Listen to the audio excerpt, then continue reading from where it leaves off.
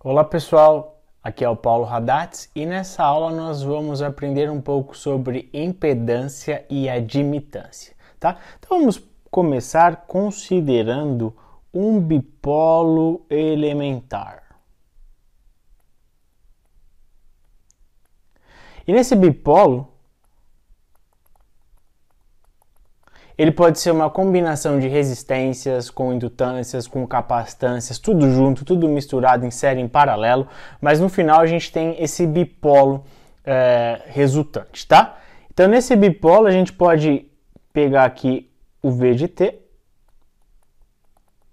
Lembra que nosso V de T a gente tem que é o V de T é igual a um V máximo, cosseno de ômega t mais alfa, e a gente tem que o fasor dele é igual a esse Vm com ângulo alfa, certo? A gente viu isso nas últimas aulas.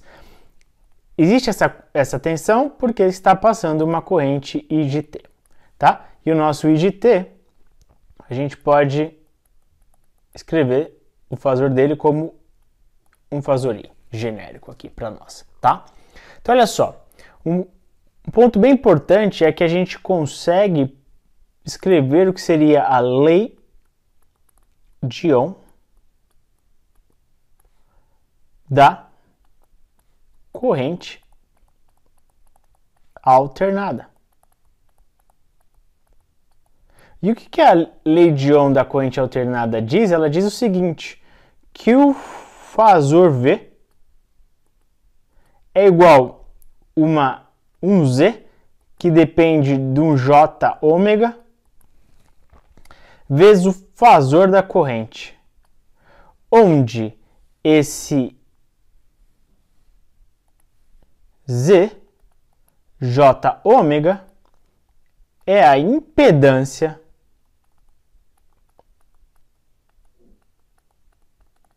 desse bipolo. E essa impedância, ela depende de ômega, tá?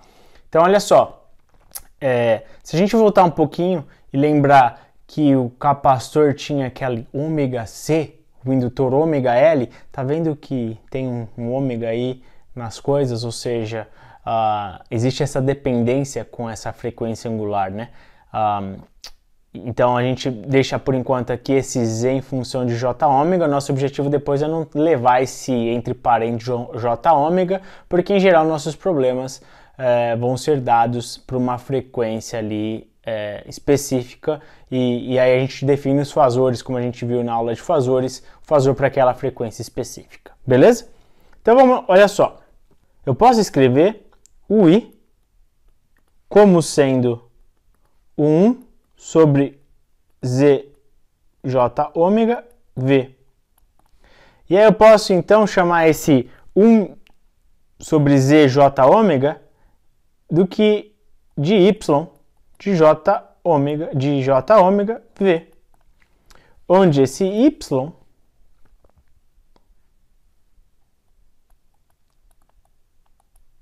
a admitância do bipolo também depende de ômega, tá? Se eu definir para a gente como que poderia ser esse Z de J ômega, ele seria um R de ômega mais um J de X de ômega, tá? Onde esse R de ômega é a resistência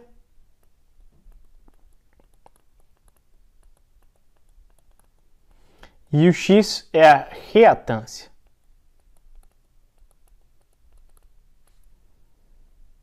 Beleza? O nosso Y de J ômega eu posso escrever como sendo G de ômega mais J de B ômega, onde o G é a nossa condutância, certo? E o B é a nossa susceptância. Susceptância. Olha só, um cara bem importante. A gente viu na relação para resistor, na aula de relação para resistor, que R era igual a 1 sobre G, certo?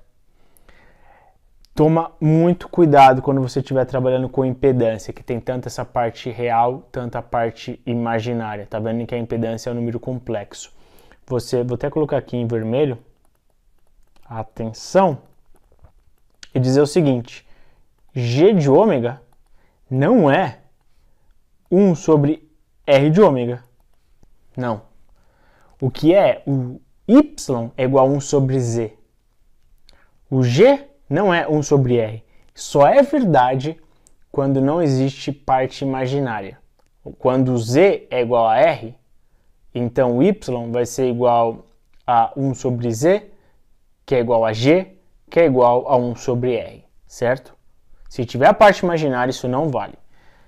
A mesma coisa acontece para outra parte. Então, B não é, em geral, não é o X ômega. Só é verdade quando não tem a parte real, não tem resistência e a condutância ali na nossa impedância e admitância. Beleza? A gente vai usar uma notação. Qual a notação aqui para gente no sistema de potência?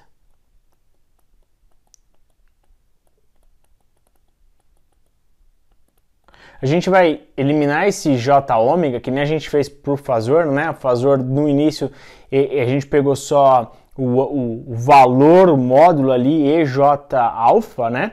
O EJ ômega T a gente esqueceu, porque a gente falou, pô, o ômega é sempre o mesmo. A gente vai fazer a mesma coisa para a impedância aqui, a gente vai tirar esse J ômega que a gente estava levando entre parênteses aqui, na dedução, e a gente vai dizer o seguinte, que a impedância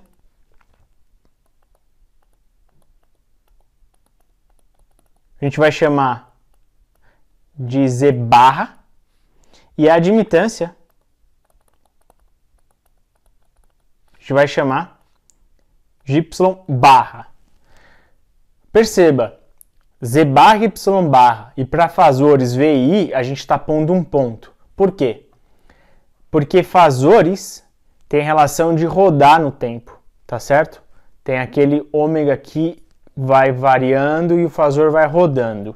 Então a gente usa um ponto, que ele é fasor. Aqui, o Z e o Y, eles não são fasores, eles são vetores. São um valor constante e acabou. Não tem relação com o tempo, tá certo? E por isso, por ser fasor, a gente usa essa barra em cima deles. Lógico que eles dependem do ômega para definir o seu valor, tá certo? Mas dado o ômega definido, 60 Hz, que dá 377, o ômega igual a 377, o valor do Y e do Z, eles são constantes, tá bom? É isso, pessoal. Nesse vídeo nós vimos como é definido o Z e o Y, a impedância e a admitância, saindo da lei de Ohm da corrente alternada, né? V igual a ZI, ou I igual a YV. Lembrando que R não é igual a 1 sobre G quando nós temos a parte imaginária e que X não é igual a 1 sobre B quando nós temos a parte real, beleza? E a nomenclatura que nós vamos utilizar, fasores com ponto e vetores com barra.